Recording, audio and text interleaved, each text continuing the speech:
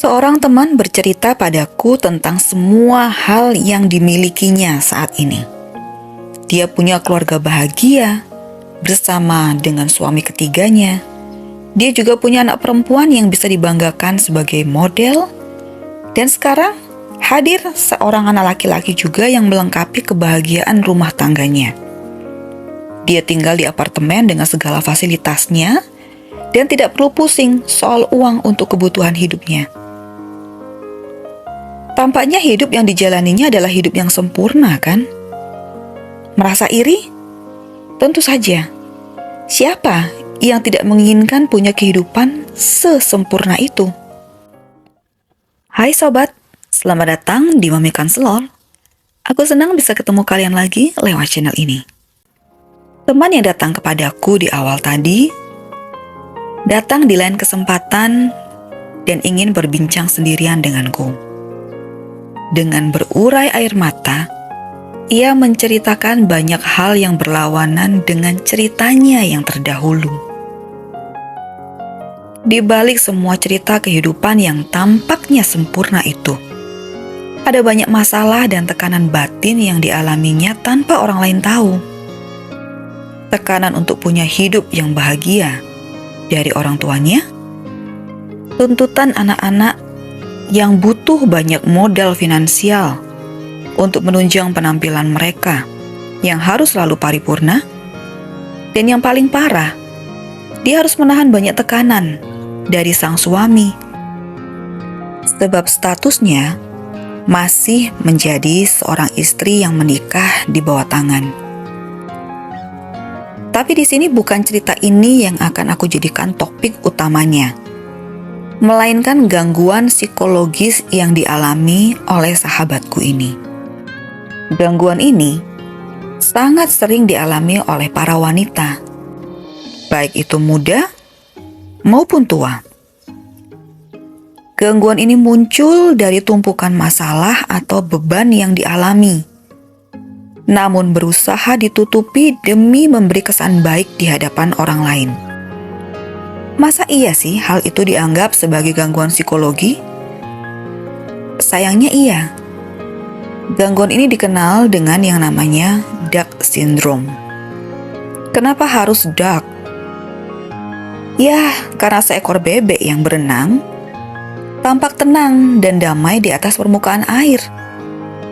Tapi tahukah kita bahwa sebenarnya kakinya yang sedang berjuang di bawah air itu bergerak begitu keras, berusaha begitu keras, supaya tubuhnya tetap bisa ada di permukaan air dengan tenang. Berbahayakah kondisi ini? Tentu saja. Selalu ada resiko yang bisa terjadi sebagai hasil dari akumulasi gangguan-gangguan yang kita biarkan saja.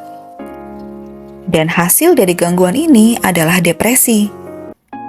Kalau begitu, apa tidak sebaiknya kita mengenali faktor penyebab dari gangguan ini?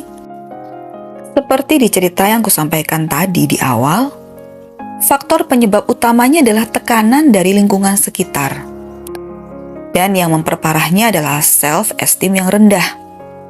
Sehingga rentan sekali, masalah-masalah itu jadi beban yang sangat mengganggu kejiwaan kita.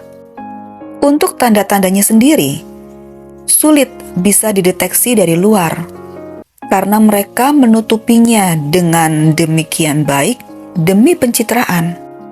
Satu-satunya yang bisa merasakan gangguan ini ada dan muncul adalah diri mereka sendiri. Susah tidur, pusing, susah konsentrasi, dan yang pasti cemas dan tertekan secara mental. Orang yang mengalami gangguan ini juga punya kecenderungan untuk membandingkan dirinya dengan orang lain dan menganggap hidup orang lain itu lebih baik dari hidupnya sendiri. Apa jalan keluarnya supaya gangguan ini tidak terus-menerus menggerogoti kesehatan mental kita? Ada beberapa hal yang bisa kita lakukan untuk mencegah gangguan ini menjadi semakin parah. Yang pertama, luangkan waktu untuk relaksasi dan deep talk dengan diri sendiri. Ini penting sekali, untuk menganalisa dan mengenali siapa diri kita sebenarnya dan apa yang sedang kita rasakan saat ini.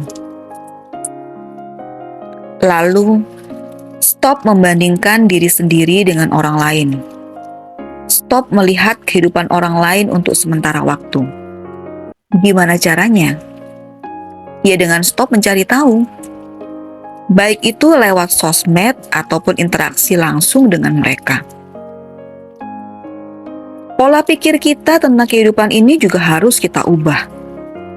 Mulailah untuk mencintai diri kita sendiri. Siapa lagi yang akan melakukannya kalau bukan kita? Sekarang hiduplah dengan sehat. Mulai dari pola makan, pola pikir, juga pola hidupmu yang lainnya. Jadilah lebih sehat, supaya output yang kita rasakan pada diri kita juga sehat dan positif pastinya. Dan kalau kalian memang merasa perlu, lakukan konseling dengan ahlinya, supaya gangguan ini tidak semakin merusak jiwa kita. Selama kita hidup, persaingan dan tuntutan itu akan selalu ada. Cara kita menyikapinya yang harus kita latih, supaya itu tidak merusak mental kita. Sekian dulu di Mentor kali ini. Ingat, hidup ini terlalu singkat untuk dijadikan beban, sobat. Jadi, nikmati hidupmu. See you in the next video. Bye-bye.